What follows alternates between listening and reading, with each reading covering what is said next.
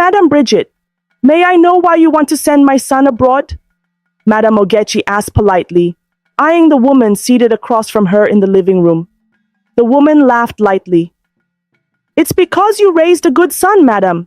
In this day and age, I didn't think there were still honest men left.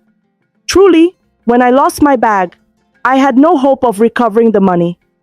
I only prayed to get my documents back because they were very important. But your son returned everything, even the money. That money was more than enough to lift him out of poverty, but he chose honesty. I want to reward him for that. Her words warmed Madame Ogechi's heart. If for nothing else, she was grateful she had raised a son of integrity. I didn't do much, she replied humbly. Epheani has always been a sensible child, even from a young age. His father raised him well, and we're truly grateful for your kindness. While the two women continued their discussion inside, Epheani sat outside in silence with his younger sister, Ujunwa. When you saw the money, weren't you at least tempted to take it? Ujunwa asked quietly, breaking the silence. Epheani smiled. Of course I was tempted. Who wouldn't be? For a moment, I imagined how that money could change our lives forever. But then I thought, how would I explain it to Mum? And the guilt, knowing that it wasn't mine. I couldn't live with that. So, I let it go. And now, for doing the right thing, I'm leaving the country. I'll really miss you, bro, Ujunwa whispered, her voice shaky. Me too, Epheani replied, rubbing her head affectionately.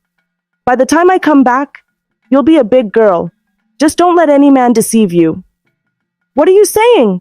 I'm already a big girl, Ujunwa said, laughing. You're not even 16 yet. You're still a baby, he said, rolling his eyes before his face turned serious. Promise me, Ujunwa, that you won't let anyone deceive you. And take care of Mum. I promise to send money home as soon as I can. I promise, Ujunwa nodded. Epheani opened his arms wide and his sister melted into his embrace. They were still hugging when Madame Ogechi and Madame Bridget stepped outside. I see you're still saying your goodbyes, Madame Ogechi said with a smile. Spend quality time with them tonight, because your flight is by 8 o'clock tomorrow morning. My driver will take you to the airport, Madame Bridget added. Thank you so much, Ma, Epheani and Ujunwa said in unison. Madame Bridget nodded in response and left. Madame Ogechi joined her children outside. Mum, are you sure you're not cold? Epheani asked in concern. The weather is chilly tonight. I'm fine, she said with a soft smile. Will your brother be at the airport tomorrow? Epheani nodded. He promised to come early. And his wife? She added, her tone flat. I don't know, Epheani muttered. He knew how his mother felt about his brother's wife. From the moment Madame Ogechi met Ginika, she never liked her. She sensed trouble. Though Epheani initially disagreed with her, his later encounters with Ginika changed his mind. Sadly, despite their mother's concerns, Chibuike remained determined to marry Ginika. And once he did, the woman successfully pulled him away from the family. Silence fell between them. The night was cold, but their hearts felt even colder. Each of them sank deep into their thoughts. Epheani knew he would miss them deeply, but he also wondered how he'd survive in a new land. Epheani, Madame Ogechi began, breaking the silence. I've always taught you to be honest, and I'm proud that you've stayed true to that. But abroad is a different place, with different people. Please, my son, no matter what you face, hold on to what you believe in. I won't let you down, Mummy. I'll call often, Epheani whispered, his voice choked with emotion. I trust you, Madame Ogechi said, her eyes now brimming with tears. They all sobbed silently, not because they were sad, but because they were going to miss each other terribly. The next morning, Epheani was fully packed. His haircut was fresh, and he looked sharp. Ujunwa carried his bag to the car, while Epheani held his mother as they walked to the junction where the car was waiting. Epheani? You dey go somewhere? A curious neighbor asked, stopping them. Yes, auntie, I dey do small travel, he replied with a smile. That woman wey come with that fine car yesterday, na she you dey follow? Something like that, he said, trying to be vague. You dey go abroad? She probed further. Na small travel. I go soon come back, he chuckled, dodging the question again. Okay, oh, Mama Epheani, no cry too much. Epheani go soon come back, the neighbor called out as they walked away. At the junction, Chibuike was already waiting by the car. He had agreed to meet them there. Mommy, good morning, Chibuike greeted solemnly. Madame Ogechi only nodded and entered the car. Chibuike sat in front with the driver while Epheani, Ujunwa, and their mother sat at the back. The ride to the airport was silent. Everyone had tears in their eyes. Madame Ogechi rested her head on her son's chest, quietly praying she'd live to see him again. 30 minutes later, they arrived at the airport. Epheani stepped out and went to sign in his passport. He thought he would have a little more time with his family, but time moved quickly. Soon, they heard the final boarding announcement. This is the final boarding call. All passengers should proceed to the gate. It's time, Epheani said, turning to his mother. I'll always call. Please, stay healthy and wait for me. He hugged her tightly. Then he turned to his sister, who was crying uncontrollably. I thought you said you're a big girl, he teased. Why are you crying like a baby? She laughed through her tears, and he pulled her into a tight hug. Lastly, he turned to Chibuike. Don't be distant from your family, bro. You may be married, but we're still your people, huh? Chibuike nodded. Sure, he said, and they embraced. Epheani turned to walk toward the departure gate, tears falling freely, yet he kept turning back to look at his family. He didn't stop looking until he boarded the plane and took his seat. And that was when it all came crashing down. Tears poured from his eyes uncontrollably. His seatmate, another young man, gently patted his back, offering comfort. After a while, Epheani calmed down, but his heart remained heavy. All he could do was pray that the new country would treat him kindly, so he could return quickly to the ones he loved. It had been 3 months since Epheani arrived in the UK, and he hadn't phoned his family, not because he didn't miss them, but because he couldn't. He was robbed the very day he landed. The bag that was stolen contained his phone and the address of the accommodation Madame Bridget had arranged for him. He knew better than to chase after the thieves. His past encounter with thieves back home taught him that doing so could cost him his life. So for the past 3 months, Epheani had been surviving from hand to mouth in a strange land. As for where he slept, he had joined a group of other guys like him, living inside a parked truck. They paid the owner $10 each night just to sleep there, and in the mornings, they would all scatter to look for odd jobs and daily bread. Epheani had thought life in the UK would be easier, but now, without any connections, he realized living in Nigeria might have been more bearable. At least there, the citizens were helpful. Epheani, I have an idea, said Gerald, an Igbo guy who had helped him the night he was robbed and brought him to the truck. They had been inseparable ever since. Lifting his tired eyes to Gerald's pale, handsome face, Epheani asked, What's the idea? There's this club I know.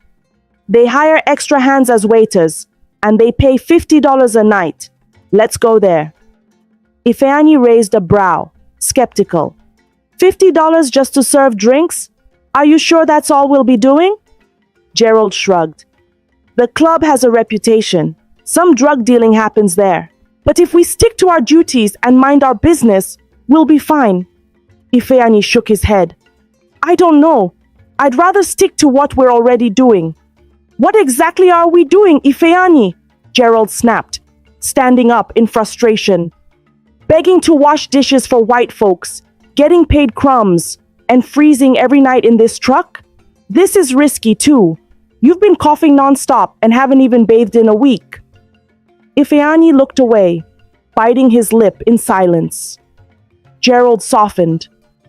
Look, man, I get it. You don't want trouble, but this isn't about being reckless. It's about surviving. Just a few weeks working there, and we could get a small room. That's all I'm asking. Epheani sighed. What if something goes wrong? Nothing will. Not if we stay out of their business, Gerald insisted. You need to be brave, or we might die out here from cold. Epheani was quiet again. Gerald had a point. He was getting sicker every day, and sleeping in the truck was dangerous. Maybe taking this chance was the better risk. Okay, he finally said. We'll check it out. But if it looks shady, I'm backing out. Deal, let's go. Go where? Epheani asked in confusion. Gerald gave him a look. Shift starts in 30 minutes. We better move if we want our $50. Wait, you already took the job? And just told me now? Epheani shot him an accusing glare. Gerald just laughed. Now you know, let's move. Back in Nigeria, Madam Ogechi's health had worsened. Her heart had grown heavier each day since Epheani left, especially because she hadn't heard from him. Ujunwa had to stop going to the market. She took over their POS and snack business, but it wasn't enough. They barely fed. She started juggling multiple hustles just to make ends meet. Chibuike had visited only once since Epheani left and never returned. Mummy, please sit up and take your medicine, Ujunwa said gently, helping her mother who lay in bed. Madam Ogechi struggled to sit, took the medicine, and sipped water. Ujunwa cleaned her mouth with a towel and sat at the edge of the bed. Have you heard from Epheani yet? Madam Ogechi asked weakly. Ujunwa sighed. Mom, it's only been 3 months. He hasn't even settled down. Believe me, he'll call once he finds his feet. Don't forget you promised to stay healthy for him. I just pray he's safe, her mother whispered. Did you call Madam Bridget? Maybe she has heard from him. I don't have her number, Ujunwa said regretfully. I thought I wouldn't need it, but let's keep hoping. He'll call soon. Madam Ogechi nodded and lay back down. Ujunwa stood and went outside to continue with her business. Meanwhile, Samuel could no longer keep quiet about Osama's activities in the shop. He missed Epheani and felt guilty about the role he played in framing him. He had never spent the N100,000 Osama gave him as a bribe to keep quiet. The guilt had been eating him alive. He waited for a day when Osama was away so he could confess to their boss. Olga, I want to talk to you, Samuel began nervously once Osama left to supply goods to a customer. Easy Gold looked up from his phone, expression calm. What is it? Olga, it's, Easy Gold's expression darkened, making Samuel even more scared. He dropped his gaze to the floor. It's about Epheani. What about him? Talk before I lose my patience, he snapped. Samuel swallowed hard. Epheani didn't steal your money. Osama told me to take it from his bag. He gave me N100,000. That's all I took. Here it is. He dropped the money on the table. Izzy Gold was silent for a long moment. Then he picked up the money, nodded and said, So, you and Osama framed Epheani? Samuel nodded shamefully. Good. Now start packing your things. I'll call my wife to open the gate for you. You're going back to your village. And when you get there, you'll tell your parents exactly what you told me. Samuel wanted to plead, but once he saw the cold, unforgiving expression on Ezzy Gold's face, he held his tongue and quietly walked out. At least now his conscience was clear. When Osama returned, Ezzy Gold didn't confront him. He knew Osama would lie. Instead, he decided to set a trap, one he was sure Osama would fall into. Life wasn't easy for Epheani in the UK, but he was determined, and thankfully, he had a good friend in Gerald. It had been over a year since they arrived, and through hard work and perseverance, they had managed to make some money. Eventually, they moved into a single-bedroom apartment. Despite their progress, they continued working long shifts, morning, afternoon, and night. Slowly, things started falling into place. Later on, they upgraded to a room and parlor with their own toilet and bathroom. On the day they moved in, after arranging their things, Epheani decided to discard the old bag he had brought with him from Nigeria. Just as he was about to throw it away, a small piece of paper slipped out and landed on the floor. Curious, he picked it up, and his heart skipped a beat. It was his elder brother's phone number. Overwhelmed with joy, he let out a loud scream that startled Gerald. "Why are you screaming like that?" Gerald rushed out of the room, confused and slightly alarmed. But instead of answering, Epheani hugged him tightly.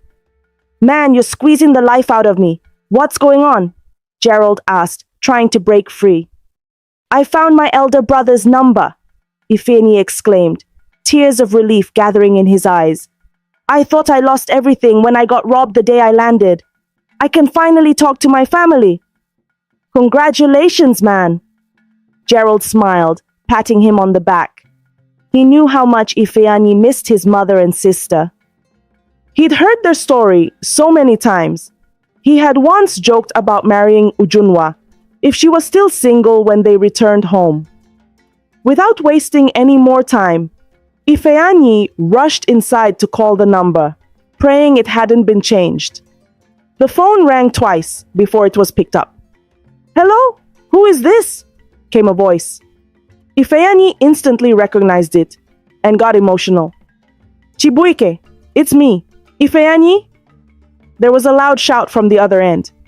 "Epheani, you're alive? Thank God.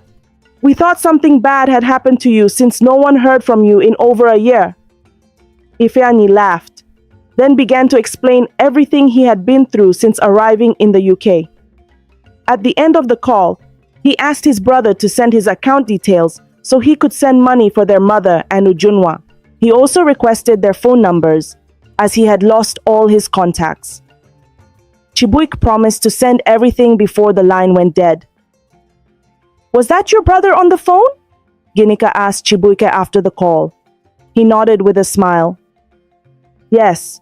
He said he lost our contacts the day he arrived in the UK. He just found my number again by chance." Ginika's expression soured. "I heard him talking about money and phone numbers." Chibuike nodded again. "Yeah. He asked for Ujunwa and Mama's numbers and told me to send my account details so he can send money for them." Ginika frowned deeply. "So you actually want to send him their numbers?" Chibuike looked confused. "Yes, why not?" Ginika gave him a sharp look. "See your stupid mouth like, yes, why not? I don't even know the kind of man I married.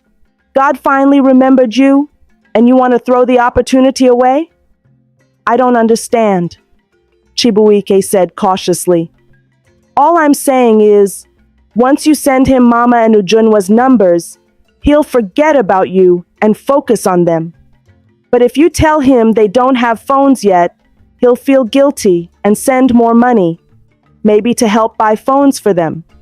We can use that as a cover to collect more money. You can later say you haven't seen them yet or that you're traveling.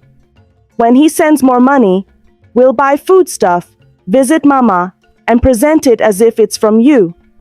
Maybe that way, she'll forgive you and you'll be back in her good books." Chibuike paused, considering her words. Eventually, he nodded. She had a point, so he sent Epheani his account details. A few minutes later, Epheani transferred N300,000, asking him to take N100,000 for himself and give the remaining N200,000 to their mother and sister. Chibuike thanked him, but lied, saying Mama and Ujunwa didn't have phones yet, so he couldn't send their numbers. Epheani promised to send more money the following week so they could buy phones for them. Instead, Chibuike and Ginika used the money for themselves. They only sent N20,000 to Ujunwa, claiming it was from Chibuike. Unaware of the deception, Ujunwa gratefully thanked her brother and told her mother about the money. Things kept getting better for Epheani and Gerald. They both landed caregiver jobs that paid $500 every 5 hours. With that income, they were able to save up and move into a bigger apartment, a 2-bedroom with a parlor. Despite their progress, they remained hardworking. Epheani enrolled in a master's degree program, while Gerald, who had always wanted to own a restaurant, joined a catering school. They both juggled work and school successfully. Epheani never stopped sending money home, always through Chibuike. He had only spoken with his mother and sister once, but after that, he couldn't reach them again. Every time he tried to call the numbers Chibuike had sent, they were either switched off or unavailable. Worry began to set in. It had been 3 years since Epheani arrived in the UK, and in all that time, he had only spoken to his mother once. Naturally, he was beginning to grow suspicious. School, work, and a new relationship had kept him busy, but the silence from home began to weigh heavily on him. One day, he made time to call his brother. As soon as the call connected, he voiced his concern. "Chibuike, I want to speak with Mama and Ujunwa. The number you gave me for them never goes through. I've been trying and trying without success."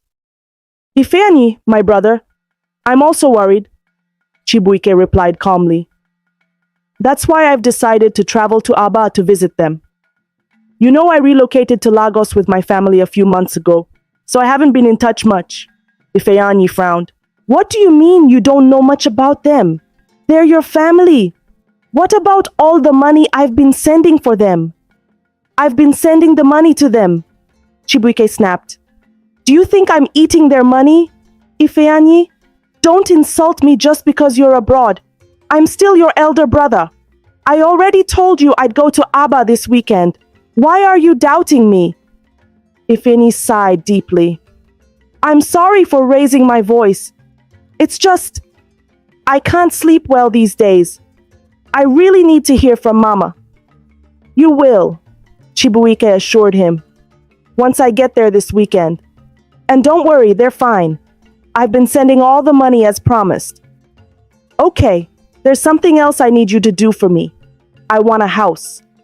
My semester ends next year, and I'll be needing a place. Should I build or buy one? What do you think is better?" Chibuike's heart skipped. Greed and envy welled up inside him, but he laughed as if genuinely happy. "Wow, my brother is now a big man, huh? Building will take time. I think buying is the better option. Where are you thinking? Lagos or Abuja?" "Maybe Lagos or Abuja. Which do you think is better?" "Lagos is the best. I'll start making inquiries and get back to you." "All right, but please, when you see Mama and Ujunwa, put them on a video call. I really want to hear from them." "Don't worry, you'll hear from them," Chibuike replied and ended the call. "Was that your brother?" Ginika asked, sitting up in the hotel bed. For the past 2 years, Epheani had been faithfully sending money meant for Mama and Ujunwa, but Chibuike and Ginika had been using the funds for themselves, lavishly. They'd relocated to a luxurious apartment in Lagos, bought a car, and now frequently stayed in expensive hotels, leaving their child in the village with Ginika's mother. Chibuike sat beside her and nodded. "Yes, he's getting suspicious. We need to come up with something before things get out of hand. He wants to send money for a house." Ginika's eyes gleamed. She bit her lip slightly, a wicked idea forming in her mind. "Baby, I have a plan." Chibuike raised a curious brow and smiled. Since he began receiving money from Epheani, Ginika had changed. She now obeyed him, respected him, and even called him baby, which stroked his ego. The guilt he once felt had faded. Money and respect had drowned it. Let's go and visit your mother. We'll buy a few things, foodstuff, clothes, and tell her Epheani sent them. We'll then make a video of her thanking him. When we send it to him, we'll say we tried calling, but network issues wouldn't allow it. Epheani will believe it. Let's even take them out and snap a few pictures. My beautiful wife is so intelligent. Chibuike kissed her on the lips, and they both giggled as his hand slid under her clothes. But Ginika suddenly pulled back, her expression turning serious. Wait, about the house. Are you really going to buy him one? Chibuike scoffed. I'm not that stupid. We need that money for ourselves. He can always make more. Where did I find such a smart husband? Ginika grinned and kissed him again. But in her heart, she was hatching a separate plan for the money. One she wouldn't reveal until it landed in their account. A few days later, Chibuike and Ginika, dressed in expensive outfits, set out for Aba in their new car. On the way, they stopped to buy food items and clothes. By the time they reached Aba, it was evening. Chibuike parked beside his mother's compound. The first person they saw was Ujunwa. She was selling fresh vegetables in front of the house. Her appearance was shocking, malnourished, poorly dressed, but she had grown into a full woman, her beauty still evident despite her condition. Chibuike felt a pang of guilt, but Ginika, by his side, gave him a sharp nudge, reminding him silently to stay focused on their plan. Ujunwa was stunned to see her elder brother and his wife step out of a flashy car, looking well-fed and fresh. She ran toward them and hugged Chibuike tightly. Ginika winced and discreetly covered her nose, stepping away from the embrace like Ujunwa carried a foul smell. Chibuike barely reacted to the hug. Ujunwa, how are you? He asked with a straight face. She's fine. She's inside. Brother, you're looking so fresh now, oh. Ujunwa replied cheerfully, her eyes gleaming with excitement as she admired the car. Bring the things from the boot. Let's go inside, Chibuike said. I'll stay in the car, Ginika quickly cut in. I can't go in there because of my health. This place smells. Ujunwa's face changed slightly. She wanted to say something, but held herself back and simply nodded. She opened the car boot, brought out the items, and followed her brother inside. Madame Ogechi, now looking far older than her age, sat on a stool reading her Bible. When her son walked in, she looked up slowly. Her eyes held no emotions, no joy, no pain, no anger, just a calm, cold stare. Good evening, Mummy. How have you been? Chibuike greeted quietly as he sat on the old sofa. Madame Ogechi nodded at him. How are you? I'm fine, Mummy. Mummy, look at all the things Brother Chibuike brought for us. He even came in a car, Ujunwa said excitedly. But Madame Ogechi didn't even glance at the items. Her eyes remained fixed on her son. Chibuike, have you heard from Epheani? Since the last time we spoke, are you sure you haven't been able to reach him again? Chibuike's face darkened. He felt irritated that she showed no interest in the gifts, but kept talking about Epheani. Mummy, am I not also your son? At least I came all the way here to see you. I've told you people that Epheani is married now, over there in the UK. He has forgotten all about you. I'm the one who cares. Why do you keep bringing him up? Ujunwa looked stunned. Brother, what do you mean Epheani got married abroad? Chibuike brought out his phone and showed them a picture Epheani had sent, one he took with his new girlfriend. This is the picture he sent me a few months ago. When I asked him about coming back, he cut the call and told me never to call him again. He said he has no plans of returning. Chibuike handed the phone to Ujunwa. Ujunwa collected it slowly and stared at it. Epheani looked handsome and well-dressed. like someone who had finally touched money. Beside him was a beautiful black girl, both of them smiling. It's a lie. I don't believe this. Epheani can't do that, she muttered, eyes brimming with tears. Madame Ogechi stretched out her hand and took the phone. The moment she saw her son's smiling face, her heart ached deeply. Her only hope of survival was the dream of seeing him again. She refused to believe he had abandoned them. Chibuike, do you have Epheani's number? Call him. I want to speak with him, she said firmly. Chibuike's face shifted slightly. Guilt swelled in his chest, but he quickly masked it. There was no turning back now. Mom, I don't have his number anymore. He blocked me after that call. I'm telling you the truth. He's done with this family. Does that even make sense? How can he forget us just like that? Ujunwa snapped. Believe it or not, Epheani has moved on.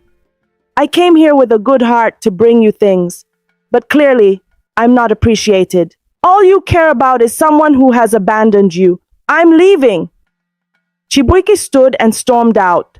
Suddenly, Madame Ogechi clutched her chest. Her breathing became heavy, and before anyone could react, she slumped back into the chair. Mommy! Mommy! Ujunwa screamed, rushing to her. She shook her gently, but there was no response. She screamed louder, and soon neighbors rushed in. Please help me! My mother is not breathing! Please! She cried. With the help of some neighbors, they rushed Madame Ogechi to Baba's chemist. By then, Chibuike had already driven off, unaware of the damage he had just caused. At the chemist, Baba placed her on a drip and stabilized her condition. Though he didn't mention it, he knew her heart condition had worsened from too much emotional stress. Baba, how is my mother? Ujunwa asked anxiously. She's stable now. If you have food at home, bring it so she can eat. Don't worry too much, Baba assured her. Ujunwa let out a deep sigh of relief. Thank you, sir. I'll go prepare something. She walked home slowly, her heart heavy. When she got there, she collapsed on the floor and cried bitterly. Epheani, did you really forget about your family? She wept. You told me not to follow boys, to take care of Mama. I did everything you asked me to do. Every shop on this street has our name in their credit book. And you're over there enjoying life, forgetting us. After sobbing for a while, she wiped her face and went to cook something for her mother. Later that night. So what are we going to do now? Chibuike asked in frustration. We need to send Epheani something convincing so he'll release the money for the house. It's your fault, Ginika snapped. I told you to make them happy, not fight them. I just got upset, okay? She kept talking about Epheani while I was right there. So stupid, Ginika muttered under her breath, trying to come up with a new plan. Let's hire someone to act like your mother, she finally suggested. Chibuike shook his head. That won't work. Epheani knows her voice. Just then, his phone rang. He glanced at the screen. Epheani. His heart skipped. He looked at his wife, silently asking what to do. Pick it. Act natural, Ginika instructed. Chibuike took a deep breath and answered, Hey bro, finally your line went through. What do you mean? I've been waiting for your call, Epheani replied. There was no network. I just got back from visiting Mama and Ujunwa. They're fine. I asked about the number, and Ujunwa said her phone spoiled. I gave her money to buy a new one. She'll call you tomorrow. I've given her your contact. Epheani sighed. Are you sure Mama's okay? You know she has a heart condition. Of course. You'll hear from them tomorrow, Chibuike replied quickly, then shifted the conversation. As for the house, you're a lucky man, bro. I found the perfect place. Really? Can I see the pictures? I'll send a video. The agent says it's in high demand, so if you can send the money fast, that would be best. Epheani paused. Okay. How much is it? 80 million, Chibuike said, heart racing. All right, I'll send half tonight and the rest tomorrow. Yes, Chibuike whispered joyfully. You'll love it. I'll send the video now. Once the call ended, Chibuike and Ginika screamed in excitement. Babe, you already got the video, right? He asked. All set. Ginika grinned and quickly forwarded a video she downloaded from the internet. Within seconds, Epheani responded that he loved the house and would send the first payment that night. Since it was already evening, Chibuike and Ginika lodged at a nice hotel. Later, when Ginika started craving suya, Chibuike went out to buy it. While he was away, Ginika dialed a secret number. Hello, my sugar baby, she said sweetly. Mama, when's the deal going down? I've been waiting, a deep male voice replied. Calm down. As soon as the money drops, I'll signal you. Just be ready. So how's my mama doing? He teased. I'm not okay. I can't wait to have you again. This man has no skills, she complained. Don't worry, Mama. I get you. Just hang in there. Before she could say more, there was a knock at the door. She quickly ended the call, deleted the call log, and rushed to open it. What took you so long? Chibuike asked with a frown. I was in the bathroom, Ginika lied, then pecked him and collected the suya. They drank wine and enjoyed the suya while waiting for the alert. At 8:57 p.m., a bank notification popped up. The money had landed. Chibuike's face lit up. Yes, it's here. They celebrated loudly. Ginika soon excused herself and entered the bathroom. She gave her lover a quick flash call. A few minutes later, she returned, and, while her husband was distracted, slipped something into his drink. Unaware, Chibuike gulped it down. They danced and vibed to music. But soon, Chibuike began to feel dizzy. High and confused, he saw his wife open the door for some masked men. Open your phone, one ordered. Without resistance, he did. They accessed his bank app and transferred the entire sum. Ginika changed into a new outfit and left with them, leaving Chibuike passed out on the bed. I've noticed you keep zoning out every few minutes. Are you okay? Samantha asked gently, concern in her voice as she looked at Epheani across the table. It was one of their casual evening outings. They had met by chance at Gerald's restaurant. She approached him first, and since then, they'd been inseparable. I'm good, Epheani replied with a deep sigh. That doesn't sound convincing. Talk to me. What's bothering you? She pressed, leaning in. Epheani hesitated, then finally opened up. It's my mother and sister. It's been over 3 years now. I've only heard from them once. I keep asking my older brother to give me their contact or any update, but he keeps giving me one excuse after another. I'm really worried. Samantha nodded thoughtfully. If you're that worried, why don't you go and see them yourself? Epheani raised his brows, surprised by the suggestion. Yes, she continued. You can apply for a 1-month visiting visa. I can help with that. My dad works in immigration. I can get it processed within 2 days. Really? Epheani's face lit up. That fast? She nodded. Yes. But there's something else. The money you sent to your brother to get you a house, I don't think you should send the remaining just yet. Not that I'm saying you shouldn't trust him, but it's safer to confirm things yourself when you get there. Epheani nodded slowly, deep in thought. Suddenly, his face brightened. He leaned across the table and gave her a quick kiss on the lips. Thank you so much, babe. You're my lucky charm. Samantha blushed and giggled. Do you miss them that much? I miss them terribly, Epheani said softly. My mom wasn't feeling too well when I left, and not hearing from them is killing me. She pulled him into a comforting hug. You'll see them in 2 days. But in the meantime, let's start shopping for them. What do you think your sister would like?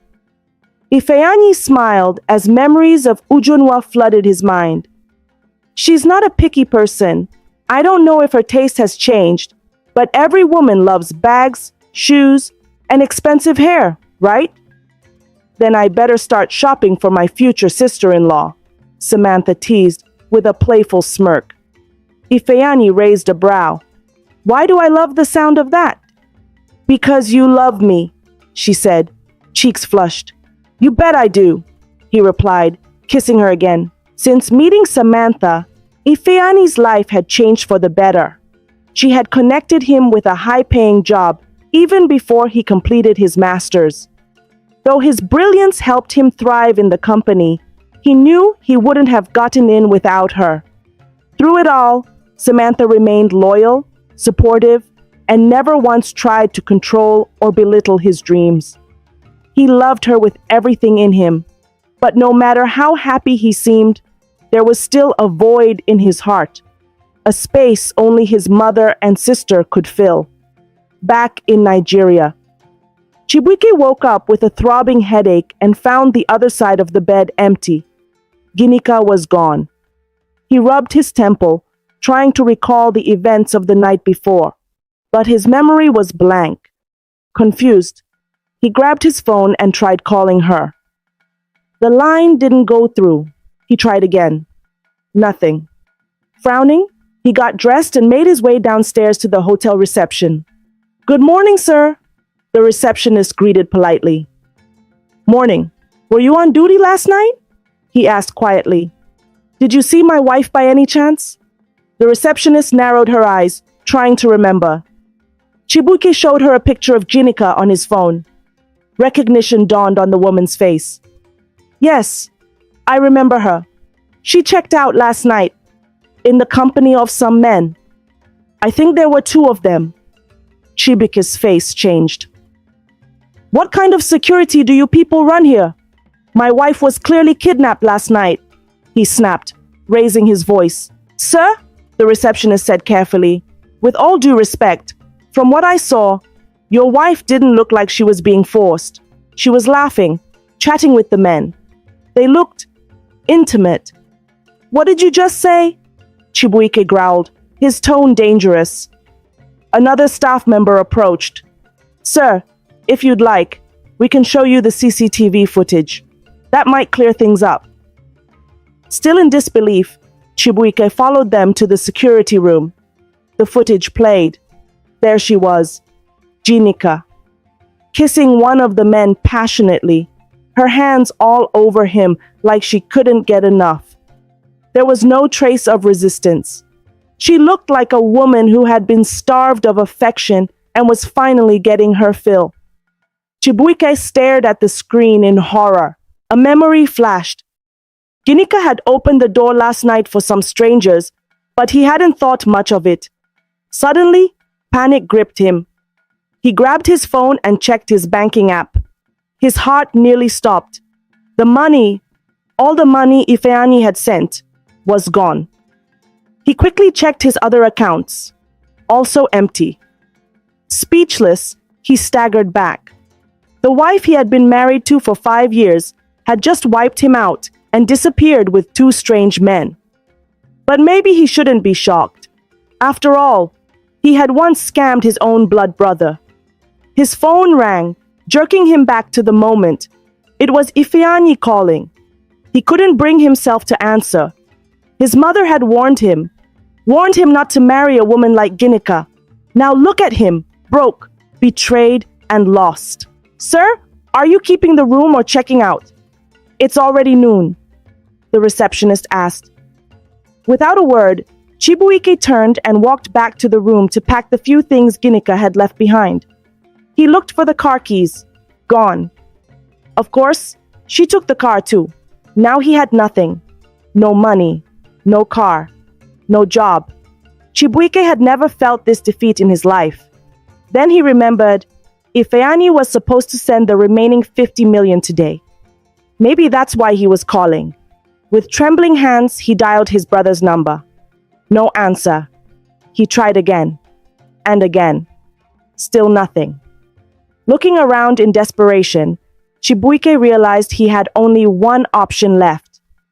With the last money on his card, He set off for the one place he never thought he'd return to, his mother's house. Epheani returned to Nigeria, accompanied by his best friend, Gerald. Their flight landed in Lagos that afternoon. Remembering that his older brother Chibuike lived in Lagos, Epheani tried calling him several times. Just when he was about to give up, someone finally answered, but it wasn't his brother. "Hello, brother. I've been calling and you weren't picking up. What's going on?" Epheani said into the phone. Ujunwa froze when she heard that voice. It was unmistakable. That voice. Epheani. Chibuike had returned to the house late last night without a word and locked himself in his room. Their mother, still very sick, had gone to Baba's chemist shop with a neighbor, and her condition wasn't getting any better. She could barely speak now. Chibuike had left his phone in the living room, and when it kept ringing, Ujunwa saw the caller ID, Epheani. With trembling hands, she picked it up, just to confirm if it was really him. And it was. She didn't know how to react. Her heart pounded as she held the phone to her ear, speechless. On the other end, Epheani kept talking, but no one was responding. "Bro, I just landed in Nigeria now. I'm in Lagos. Can you send your address or at least come pick..." Epheani! Ujunwa finally spoke, her voice shaky and low. He paused, his breath caught in his throat. "Ujunwa, is that you? Are you really the one? Where are you?" he asked, overwhelmed. "Epheani, did you really forget about us?" Ujunwa said, her voice now heavy with tears. Her words hit him like a punch. Before he could say anything else, the line went dead. He tried calling back. No response. The number was now unreachable. "What's going on, bro?" Gerald asked, noticing the worry etched on Epheani's face. Epheani turned to him slowly and muttered, "Something is wrong. I need to get to Abba immediately." Without another word, he rushed back into the airport terminal, with Gerald running behind him. "Epheani, what's going on?" Gerald shouted as they reached the counter. But Epheani wasn't listening. His focus was on the airline staff. "Is there any way I can get a fast flight to Imo State? I don't care how much it costs. Please," he pleaded. The lady at the counter, taken aback by his urgency and sincerity, nodded. "You're in luck. A flight leaves in a few minutes. Just go to the end of the line and book now." "Thank you," he exclaimed, rushing to the queue. He managed to get seats for both himself and Gerald. Only after the plane had taken off did he finally explain. "When I called my brother, my sister picked up instead, but something felt wrong. Her voice, it was weak, like she'd been through hell. She asked if I had forgotten them. Then the line went off, and I couldn't reach her again." Gerald frowned. "But isn't that a good thing? You've been dying to hear from them." "You don't get it," Epheani said, shaking his head. "She didn't sound okay. I'm afraid my brother never gave them any of the money I sent. What if that's why he's been avoiding letting me speak to them all these years?" Gerald was quiet. He could tell it was possible, but instead of fueling his friend's fear, he squeezed Epheani's shoulder and said, "Let's try to stay positive, all right?" Back in Abba. "Who asked you to touch my phone?" Chibuike shouted, storming into the room.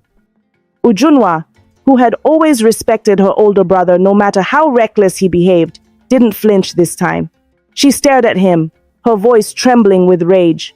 "You lied to us, you selfish bastard. You said Epheani had forgotten about us, but he calls you every day." Chibuike's eyes widened. "How dare you speak to your elder brother like that? Are you mad?" "Yes, I'm mad," Ujunwa snapped. "Mama is in that condition because of your wicked lies. You're the first son, but what have you ever done for this family?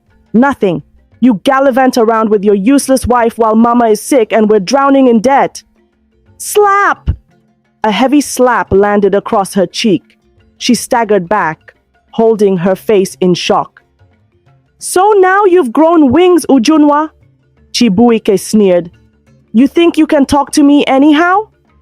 Tears rolled down her cheeks, but her fury burned through them. Yes, I've grown wings. Since the day you and Epheani abandoned this family, you left everything on me. Rent, food, hospital bills.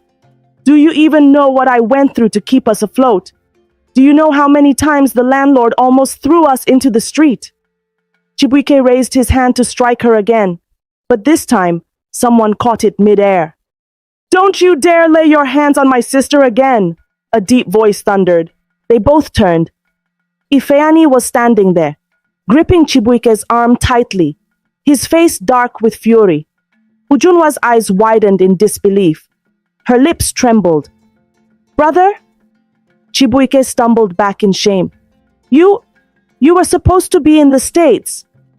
I'll ask you just once, Epheani said, his voice calm but dangerous. Is everything Ujunwa said true? Epheani, calm down. Let's talk, please. Answer the question, he shouted, his body shaking with rage. Is it true? By now, the commotion had drawn the attention of neighbors. Word spread like wildfire. Epheani was back. Ujunwa stared at her brother, her eyes filled with tears. He looked so different, taller, more confident, dressed in sharp clothes, and carrying an aura of power and success. Gerald stepped forward, trying to de-escalate the scene. Bro, calm down. Let's handle this properly. He had followed Epheani all the way from the airport to this compound, barely catching his breath. Ujunwa noticed him for the first time, and her heart skipped. She had never seen a more handsome man in real life. Meanwhile, Epheani slowly released his grip on Chibuike.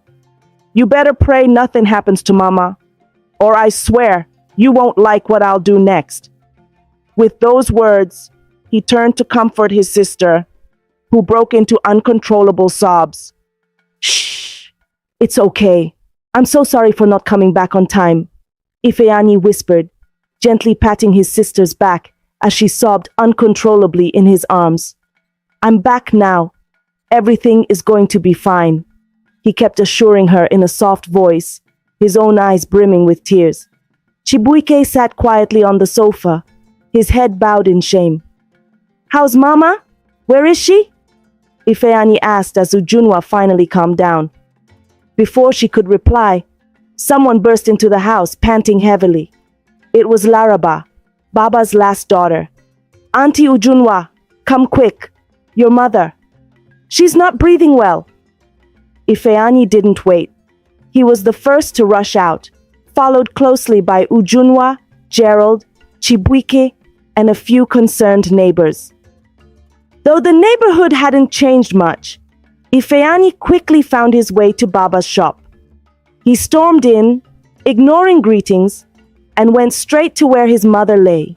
The sight of Madame Ogechi made tears stream down his face. She looked so old and frail, barely recognizable. Everyone in the shop stared, shocked to see Epheani. They almost didn't recognize him. Madame Ogechi lay on a small bed, coughing weakly.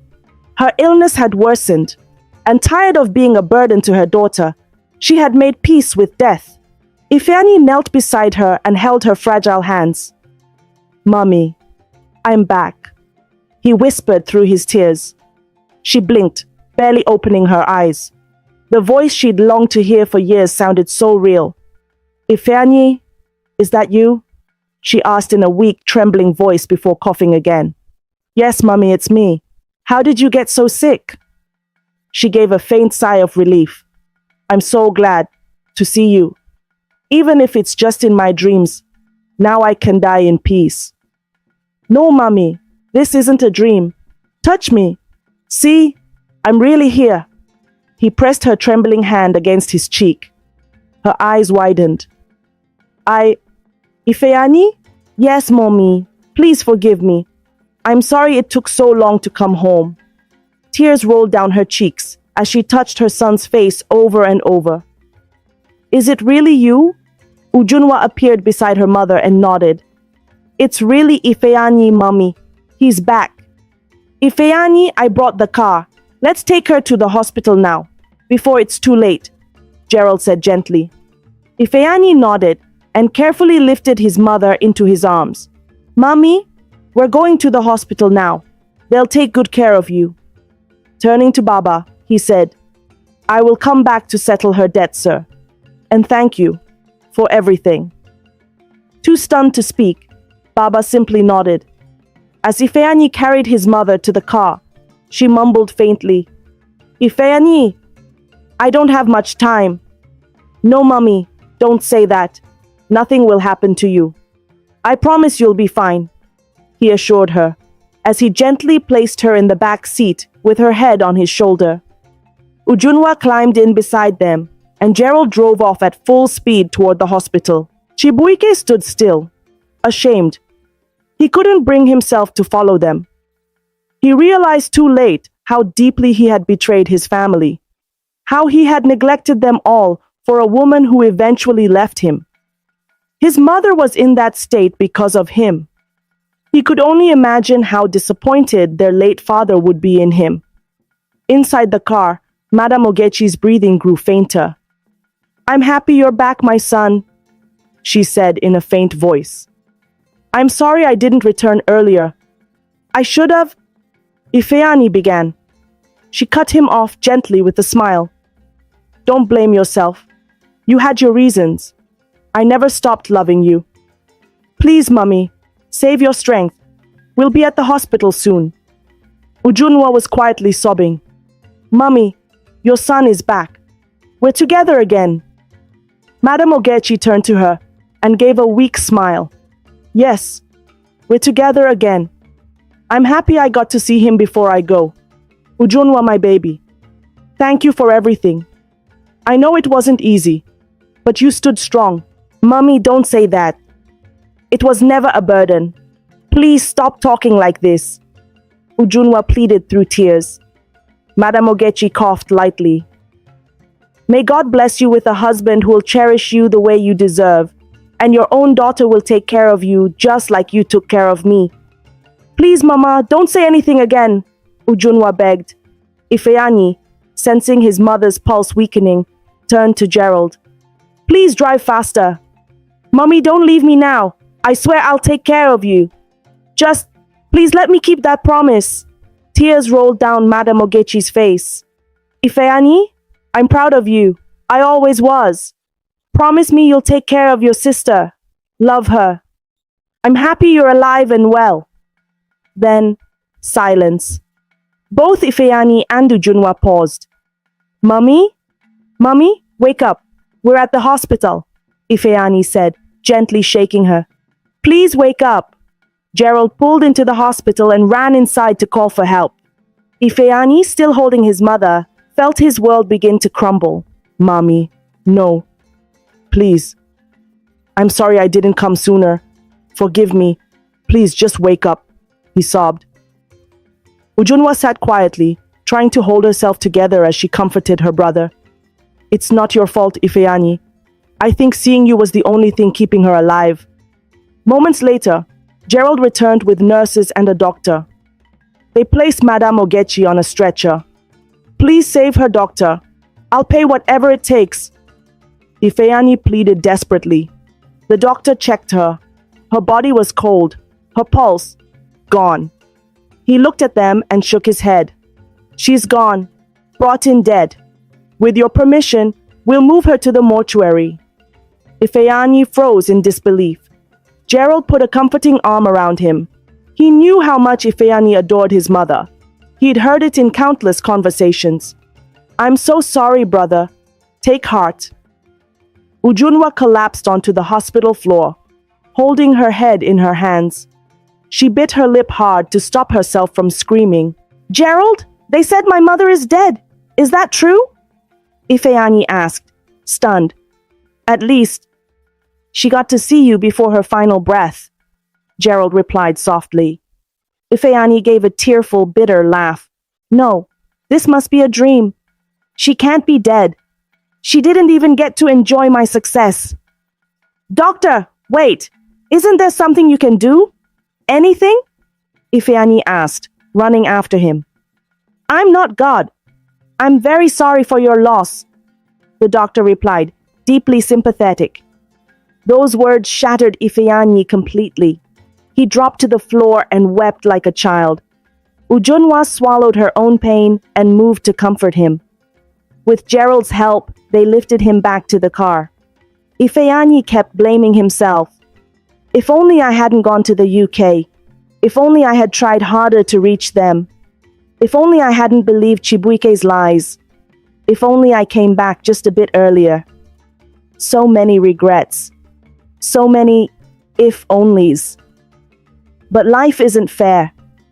Certainly not to Epheani. The burial of Madame Ogechi was a quiet but painful one. She was laid to rest beside her husband in the village. Friends, neighbors, and relatives gathered to pay their last respects to the woman who had carried so much on her frail shoulders. Ujunwa stood by the casket, her hands clenched tightly, eyes swollen from crying. Ifeni stood beside her like a statue, his heart shattered, his face pale, his soul broken. As the coffin was lowered into the ground, Ifeni whispered, "I'm sorry, Mama. I failed you." Chibuike wept uncontrollably. He couldn't stop blaming himself. None of the family spoke to him, and even the burial arrangements had been made without involving him. It was as if he no longer existed, and he couldn't complain. He had brought it all upon himself. His mother died before he could seek her forgiveness. Now, he didn't know what to do with his life. After the burial, Epheani walked up to Chibuike, who was still weeping under a mango tree. "You're happy now, right?" Epheani said, voice cold and tight. "Your greed finally killed our mother. Chibuike, I gave you more than enough money to take care of her, but you neglected her. Now she's gone. She died without reaping the fruit of her labor. I hope you're satisfied." He turned and walked away, Gerald silently following and placing a comforting hand on his shoulder. "It's okay, brother," Gerald murmured gently. After the burial, they returned to their house. Though Epheani knew he would eventually leave, he stayed a little longer, because of his mother's scent. Her presence still lingered in the air. Despite how uncomfortable the house was, Gerald never complained. He slept on the old couch like it was home. Days passed. The house was quiet, almost haunting. Epheani barely spoke. He didn't eat much. He couldn't sleep. Every moment replayed in his mind. The reunion, the hospital, the final breath. But eventually, reality hit. He needed to stand up for his mother's memory and for what was left of his family. One morning, he stepped out without a word. Gerald and Ujunwa exchanged worried glances before following him. "I'm not going far," Epheani smiled faintly. "I just want to go pay up our debts and see Baba to thank him. You both can return home. When I come back, we'll finally leave this house." "Let's go," Gerald said to Ujunwa, who nodded and walked beside him. They walked in silence until Ujunwa spoke. "Our house? It's a bit uncomfortable, right?"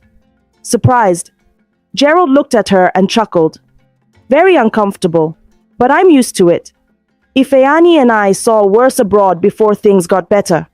We once went a whole week without bathing." Ujunwa smiled faintly. "So my brother really had it rough," Gerald nodded. "Your brother never forgot you or your mom.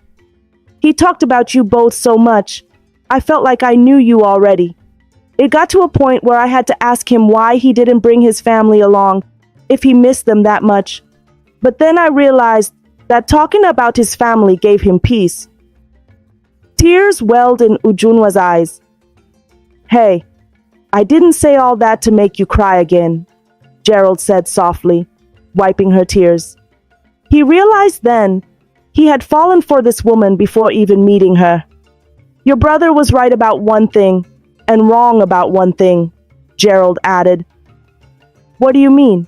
she asked, curious. "He was right that his sister is naturally beautiful, but he was wrong when he said he knew everything about you. He never mentioned you were such a crybaby." Ujunwa laughed and blushed at the same time. That same day, Epheani cleared every debt his family owed in the neighborhood, from rent to food vendors. He even paid extra. The news spread fast. Epheani is back, and he has paid all the debts. Some rejoiced, some wept. Others watched in awe. Afterward, he returned home, gathered a few of Ujunwa's belongings, and left the house for Chibuike, if he chose to stay there. They moved into Gerald's rented apartment, now their temporary home. A week passed. Then, Epheani finally called his girlfriend abroad. He explained everything, why he hadn't called, why he wanted to extend his stay in Nigeria, and his plan to take Ujunwa back with him. She sympathized with him and promised to help with Ujunwa's visa. After the call, Epheani did what he'd been avoiding. He called Chibuike. "Come to the address I'll send. We need to talk." Chibuike arrived an hour later, looking like a shadow of himself, unshaven, clothes wrinkled, eyes hollow. He stood at the door like a guilty child. "Epheani, I don't even know where to begin." "Start with the truth," Epheani said, his voice flat and cold. Chibuike broke down. He confessed how he spent the money on luxuries, fed his wife's family, and even bought a second-hand car in her name. He hadn't given a kobo to their mother. Now, he didn't even know where his wife or child was. "I thought I was doing the right thing, trying to please my wife. Before I knew it, I lost everything." "You didn't just lose money," Epheani replied. "You lost your family." Chibuike dropped to his knees. "Please, I deserve to be arrested, but you're the only brother I have." "You had a brother," Epheani snapped. "I'm done. I won't arrest you, but I'm cutting all ties. I'll leave this country with Ujunwa, and I don't want to see you again." Chibuike wept, but Epheani's mind was made up. That evening, Ujunwa and Gerald sat in the kitchen. For the first time in weeks, she laughed, softly, shyly, as Gerald teased her about her frown. "You've got a beautiful smile," Gerald said. "Don't start," Ujunwa replied, blushing. "I'm still mourning my mother, and she'd want you to smile." Something warm sparked between them, gentle, real. A few days later, Epheani turned to Gerald and said, "I need to go somewhere, alone."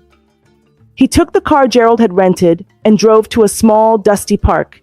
It hadn't changed much. Neither had Alaska. Alaska sat on a wooden bench, munching ground nuts, a faded cap on his head. When he saw Epheani, he stood. "Ah, my fine Bobo, you're back!" Epheani hugged him. "Yes, sir. I came to say thank you, just like I promised." They sat and talked for a while, about life, the past, and Epheani's struggles abroad. "You done fresh well, Alaska joked. "I always knew you were fine, but not this fine." They laughed. Then Alaska asked, "What about your mama and sister?" Epheani's smile faded. The pain returned instantly. "My sister is fine, but my mother died. The same day I arrived. She died in my arms." "Chai?" Alaska said, visibly shocked. "I'm so sorry, Epheani. I didn't know she was sick. It's my fault. I came too late." "Don't blame yourself," Alaska said gently. "She wouldn't want that." Epheani nodded, swallowing his emotions. When it was time to leave, he pulled out his phone. "I'm sending you 2 million naira. I know money can't repay kindness, but use it to grow your business or chase that dream you told me about." Alaska's hands trembled. No, Epheani, I insist. You gave me hope when I had none. Now, I'm just returning the favor." They hugged. A long, heartfelt hug that said more than words ever could. Epheani stepped out of the park, his heart lighter for the first time in weeks. He began walking to his car when someone called his name, a voice from the past. "Epheani?" He turned slowly. Standing there was Samuel, the boy he had met at his uncle's shop. The same boy, who had once teamed up with a colleague to frame him for stealing. The sound of the car door shutting echoed through the quiet street as Epheani turned and stared at the familiar yet changed face standing before him. "Samuel," he said slowly, as if saying the name would make everything make sense. Samuel had grown. His shoulders were broader now, his eyes tired and worn by guilt. "Epheani," he said softly, "please, I've been waiting for the day I'll see you again. I need to ask for your forgiveness." Epheani studied him in silence for a moment, then gestured to the car. "Get in." Samuel obeyed quietly. Inside the car, he turned toward Epheani, his voice shaky but determined. "I lied against you, Epheani. I allowed Osama to convince me to pin the blame on you. I was scared and stupid, and I ruined your life because of that fear." Epheani clenched his jaw, but didn't interrupt. Samuel continued. "After the incident, I couldn't live with myself. I confessed to Oga Ize. That's why he sent me back to the village in disgrace. I thought I'd never return to this city again." "Then why are you back?" Epheani asked, still keeping his tone neutral. Samuel smiled faintly. "My people gathered a little money for me to start something with. I'm just trying to rebuild. I hustle now, help people sell their goods and earn small on top." He paused, then lowered his voice. "Osama? He's dead. He stole a large sum from Easy Gold and tried to flee the country. But he never made it to the airport. He was killed on the way." Epheani blinked, stunned. "And Easy Gold?" Samuel added, "He's sick now. A strange illness. Spent all his money on hospitals and native doctors. His wife and children abroad abandoned him. He's alone here, being taken care of by strangers." Epheani sighed and stared ahead through the windshield. "Life has a way of giving us back exactly what we put out." Samuel nodded solemnly. "I know. That's why I came to apologize. I don't have a shop yet, but I'm trying." Epheani was quiet for a moment. Then he pulled out his phone. "Give me your number. I'll see how I can help you." "That's all I can say for now." Samuel's eyes lit up. "Thank you. Thank you so much, Epheani. God bless you." He got out of the car and walked away, looking a little lighter than when he arrived. 2 days later, the internet buzzed with a new tragedy. A woman murdered by her boyfriend during an argument. The man has been arrested. Epheani scrolled through his phone until a name and photo made his heart skip. Ginika, Chibuike's wife. When the news reached Chibuike, he sat in stunned silence. He didn't cry. He didn't speak. He just stared. A mix of emotions battled in his chest. She was the woman he betrayed his family for. The same woman who abandoned him the moment things got hard. Now she was gone, killed by another man. Chibuike decided to retrieve his daughter from Ginika's family, but her relatives refused. "You can't take care of yourself, let alone a child," her mother spat. "You're broken. Leave the child with us." They told him to come for the burial, but he declined. "She left me. She's no longer my responsibility," he replied coldly. Months later, in Gerald's rented apartment, love blossomed.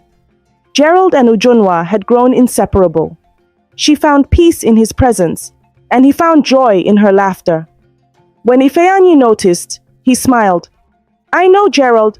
He's a good man," Epheani said to Ujunwa one night.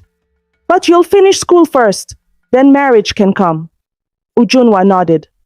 Soon after, Samantha called. "Her visa is ready," she said. Within days, Epheani, Ujunwa, and Gerald boarded a flight to the UK.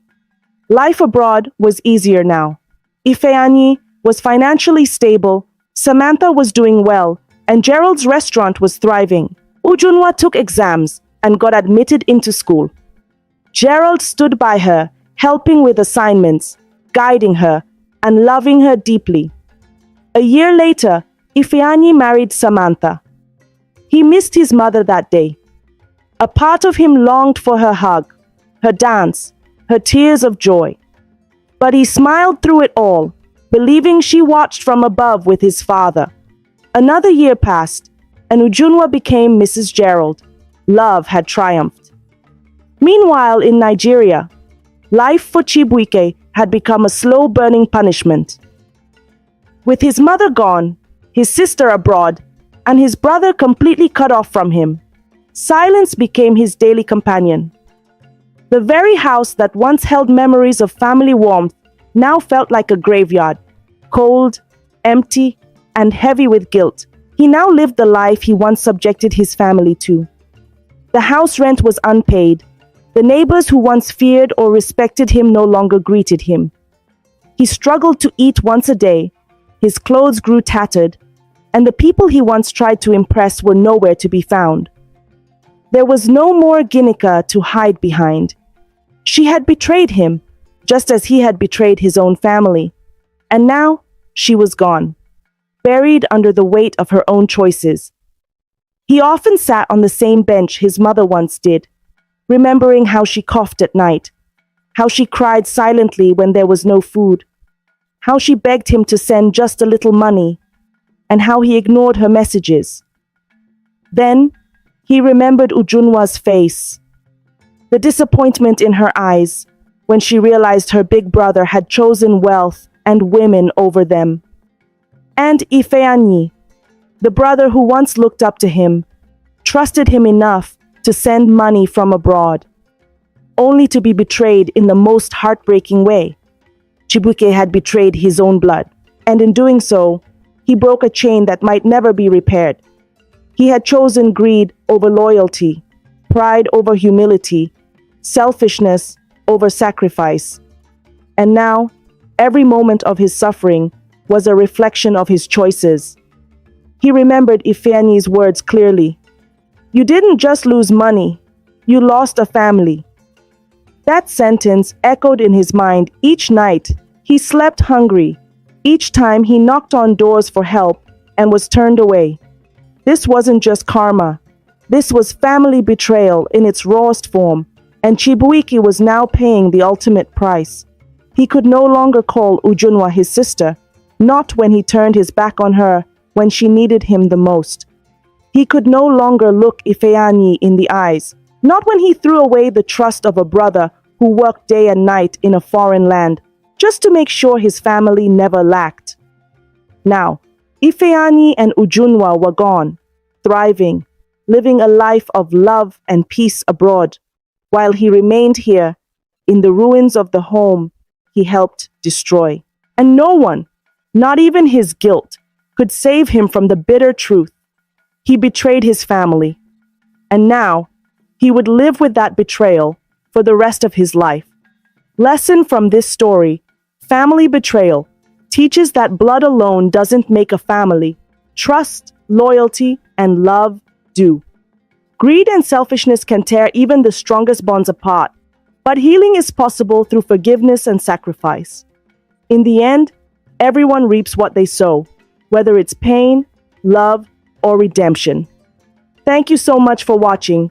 Your love and support mean everything to me.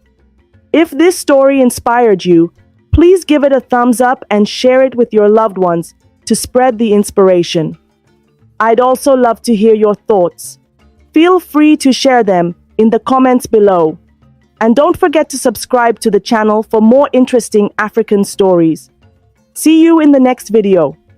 Bye.